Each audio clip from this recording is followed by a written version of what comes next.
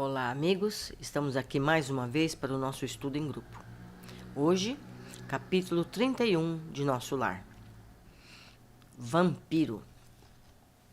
Eram 21 horas. Ainda não havíamos descansado, senão em momentos de palestra rápida, necessária à solução de problemas espirituais. Aqui, um doente pedia alívio. Ali, outro necessitava passes de reconforto. Quando fomos atender a 2 enfermos no pavilhão 11, escutei gritaria próxima. Fiz instintivo movimento de aproximação, mas Narcisa deteve-me atenciosa. Não prossiga, disse. Localizam-se ali os desequilibrados do sexo. O quadro seria extremamente doloroso para os seus olhos. Guarde essa emoção para mais tarde. Não insisti. Entretanto, fervilhava-me no cérebro 1000 interrogações. Abria-se um mundo novo à minha pesquisa intelectual. Era indispensável recordar o conselho da genitora de Lísias, a cada momento, para não desviar da obrigação justa. Logo após as 21 horas, chegou alguém dos fundos do enorme parque. Era um homenzinho de semblante singular, evidenciando a condição de trabalhador humilde. Narcisa recebeu-o com gentileza, perguntando: Que há, Justino? Qual a mensagem? O operário, que integrava o corpo de sentinelas da Câmara de Retificação, respondeu aflito: Venho participar que uma infeliz mulher está pedindo socorro no grande portão que dá para os campos de cultura. Creio tenha passado despercebida aos vigilantes das primeiras linhas. E por que não atendeu? Interrogou a enfermeira. O servidor fez um gesto de escrúpulo e explicou. Segundo as ordens que nos regem, não pude fazê-lo, porque a pobrezinha está rodeada de pontos negros. Que me diz? Revidou Narcisa assustada. Sim, senhora. Então o caso é muito grave. Curioso, seguia a enfermeira através do campo enluarado. A distância não era pequena. Lado a lado via-se o arvoredo tranquilo do parque muito extenso, agitado pelo vento caricioso. Havíamos percorrido mais de 1 quilômetro quando atingimos a grande cancela a que se referia o trabalhador. Deparou-se-nos então a miserável figura da mulher que implorava socorro do outro lado. Nada vi, senão o vulto da infeliz, coberta de andrajos, rosto horrendo, pernas em chaga viva, mas Narcisa parecia divisar outros detalhes, imperceptíveis ao meu olhar, dado o assombro que se estampou na fisionomia ordinariamente calma. Filhos de Deus, bradou a mendiga ao visitar-nos, dai-me abrigo à alma cansada. Onde está o paraíso dos eleitos para que eu possa fluir a paz desejada? Aquela voz lamuriosa sensibilizava-me o coração. Narcisa, por sua vez, mostrava-se comovida, mas falou em tom confidencial. Não está vendo os pontos negros? Não, respondi. Sua visão espiritual ainda não está suficientemente educada. E depois de ligeira pausa, continuou. Se estivesse em minhas mãos, abriria imediatamente a nossa porta. Mas quando se trata de criaturas nessas condições, nada posso resolver por mim mesma. Preciso recorrer ao vigilante-chefe em serviço. Assim dizendo, aproximou-se da infeliz e informou então em tom fraterno. Faço o obséquio de esperar alguns minutos. Voltamos apressadamente ao interior. Pela primeira vez, entrei em contato com o diretor das sentinelas das câmaras de retificação. Narcisa apresentou-me e notificou-lhe a ocorrência. Ele esboçou um gesto significativo e ajuntou. Fez muito bem, comunicando-me o fato. Vamos até lá. Dirigindo-nos os 3 ao local indicado. Chegados à cancela, o irmão Paulo, orientador dos vigilantes, examinou atentamente a recém-chegada do umbral e disse: Essa mulher, por enquanto, não pode receber nosso socorro. Trata-se de um dos mais fortes vampiros que tenho visto até hoje. É preciso entregá-la à própria sorte. Senti-me escandalizado. Não seria falta aos deveres cristãos abandonar aquela sofredora ao azar do caminho? Narcisa, que me percebeu compartilhar da mesma impressão, adiantou-se suplicante. Mas, irmão Paulo, não há um meio de acolhermos essa miserável criatura nas câmaras? Permitir essa providência, esclareceu ele, seria trair minha função de vigilante. E, indicando a mendiga, que esperava a decisão, a gritar impaciente, exclamou para a enfermeira: já notou, Narcisa, alguma coisa além dos pontos negros? Agora era minha instrutora de serviço que respondia negativamente. Pois vejo mais, respondeu o vigilante. Baixando o tom de voz, recomendou: conte as manchas pretas. Narcisa fixou o olhar do infeliz e respondeu, após alguns instantes: 58.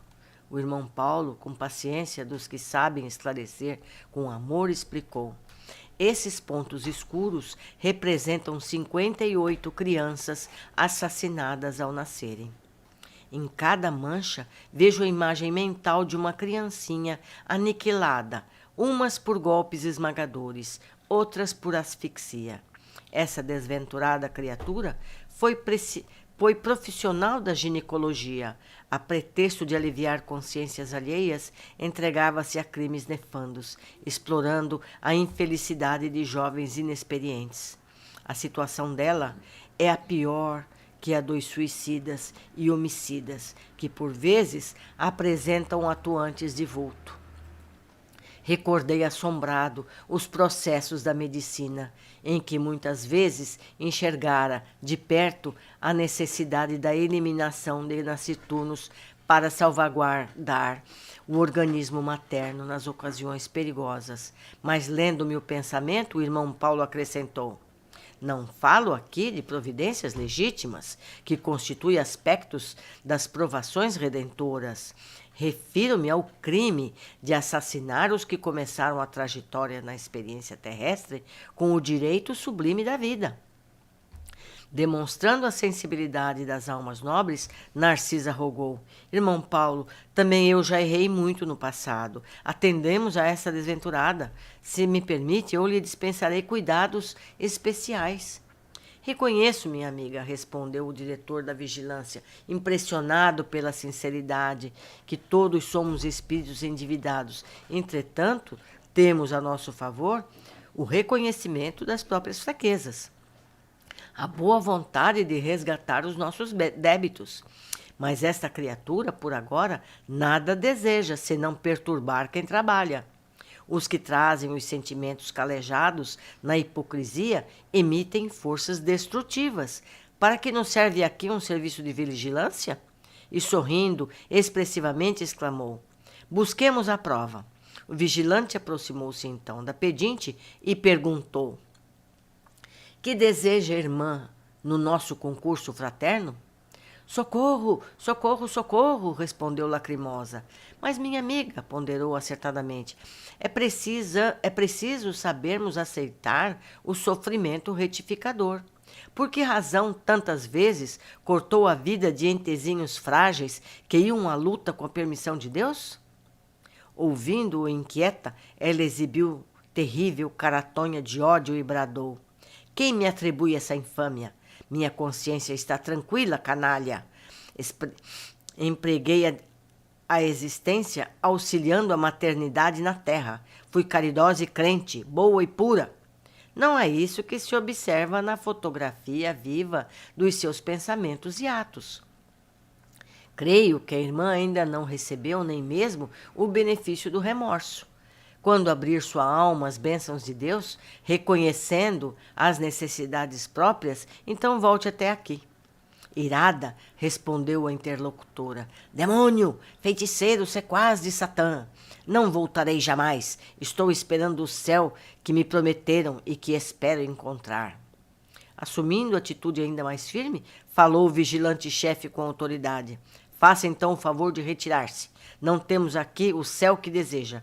Estamos numa casa de trabalho, onde os doentes reconhecem o seu mal e tentam curar-se, junto de servidores de boa vontade. A mendiga objetou atrevidamente. Não lhe pedi remédio nem serviço. Estou procurando o paraíso que fiz por merecer, praticando boas obras. E endereçando-lhes dardejante olhar de extrema cólera, perdeu o aspecto de enfermo ambulante, retirando-se a passo firme como quem percebe absolutamente senhora de si.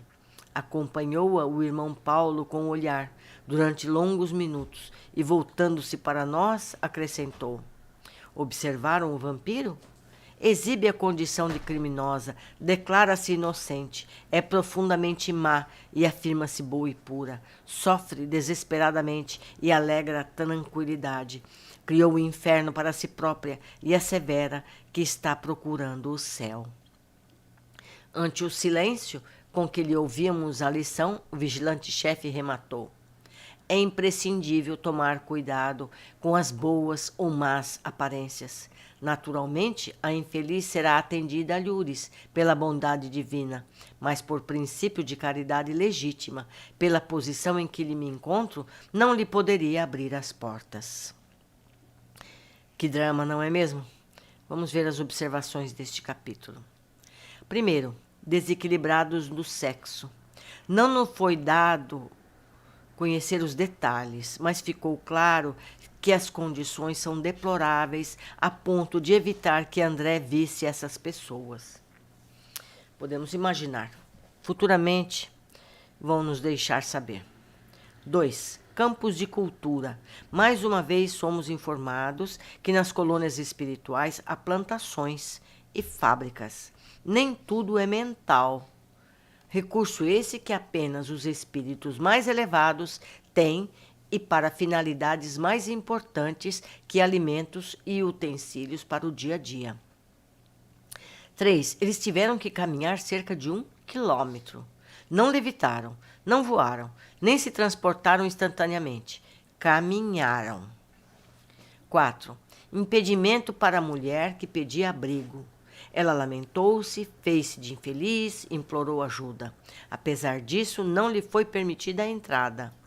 No meu entender, devemos avaliar melhor as pessoas que colocamos em nosso convívio. Nem todos os que mostram infelizes, necessitados, estão aptos ao auxílio que pedem, ainda contribuir com o desequilíbrio do grupo. Mas essa avaliação é muito difícil. Não temos a capacidade de perceber os detalhes que nos mostram as tendências morais e espirituais das pessoas. A mulher que suplicava ajuda trazia marcas no perispírito relacionadas aos abortos que fez.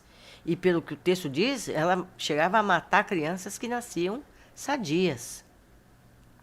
Cada violência praticada deixa marca em nosso perispírito.